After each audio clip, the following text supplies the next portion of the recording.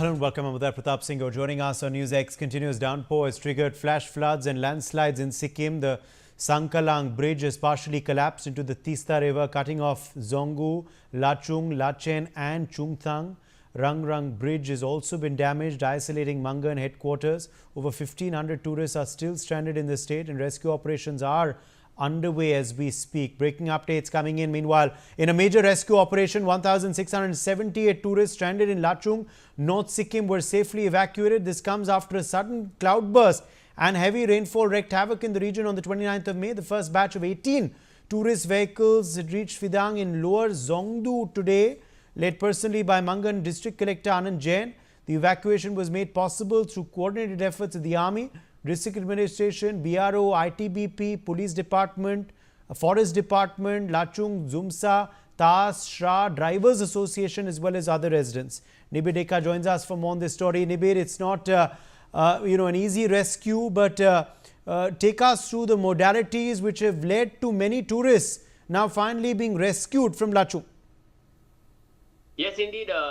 Ever since the landslides occurred in Lachung, more than 1,000 tourists were stranded there. With the BRO intervening there, the BRO made sure that they cleared the roads at least one way, and following which the intervehicular traffic began, and one part of the highway opened up, and which led to the tourists coming back to the main center of Sikkim.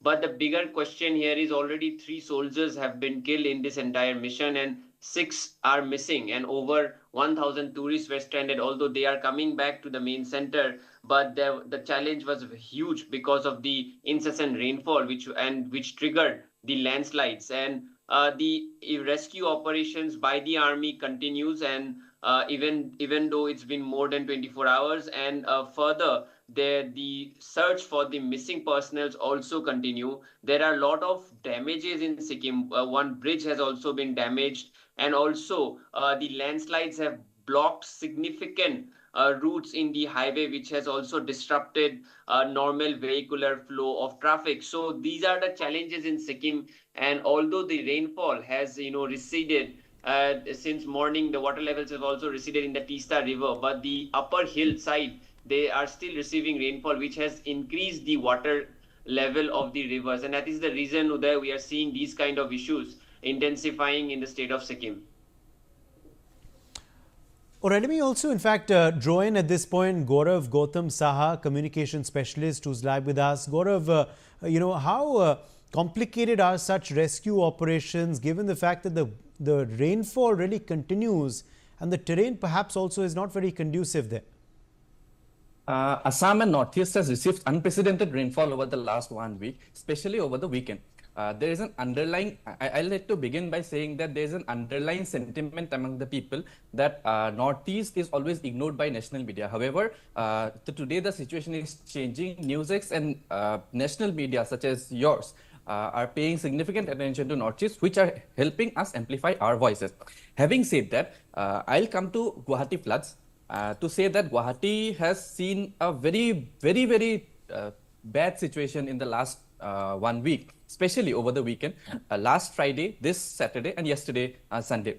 So the entire city was underwater due to improper planning, improper town planning, poor public habits, and definitely government lacking. So there has been a significant amount of suffering that we had to witness. Bongaigaon MP, Bongaigaon Member of Parliament, Fani Bhushan Chaudhary, he in a special session in the Parliament, he had demanded that Assam floods be declared as a national problem.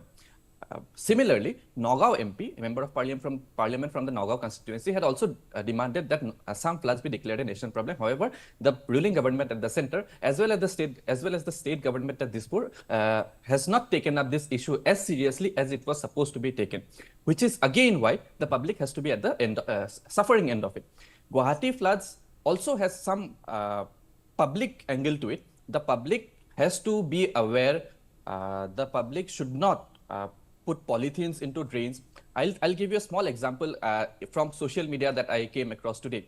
Co-founder of Vantage Circle, Shri Anjan Pathak, talked about sustainable ecosystem, how we as public can embrace sustainability. He suggested that the public may try practicing cycling. They should try to practice cycling and not take cars, a huge cavalcade of vehicles, especially from the community side. So this can also help in environmental protection, and there can be a long-term goal in it. So when leaders like Anjan Pathak talk about this sets an example.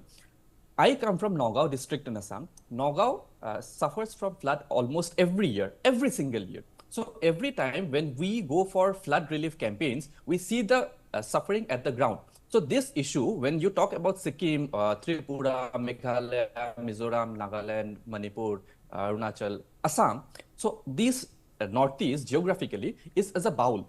So maybe because the hilly, the water from the hills, they come down to Guwahati. And since I'm presently located at Guwahati, I'll be more happy to speak about the Guwahati floods. So Guwahati floods, it's not only a localized problem, it has to be declared a national problem because the suffering is extremely serious today.